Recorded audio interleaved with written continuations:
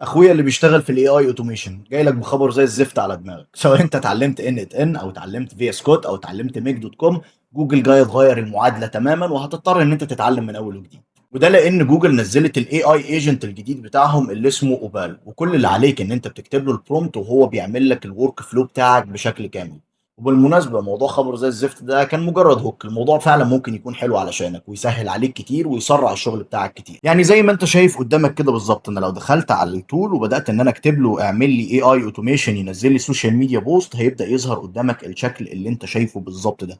ان هو يكريت الكابشن ويموديفاي الايمج ويعمل لك كل حاجة خطوة بخطوة بنفس الشكل اللي انت شايفه ده، ويجهز لك الورك فلو بمجرد انك اديته البرومت بس. وتقدر تعدل في الورك فلو اللي هو خرجها لك دي، سواء هتعدل عليها يدويا بايدك او حتى بالبرومت. تقدر تعدل كل خطوه فيها مهما كانت صغيره. فحرفيا يا جماعه الاي اي بيتطور بسرعه كبيره جدا، ولكن انا شايف انه بيتطور للاحسن. المهم ان انت تتعلم وتواكب التطور ده علشان ما تختفيش. ولو عاوز الاي اي تول دي اكتب لي في كومنت تحت كلمه اي اي وهبعت لك اللينك بتاعها.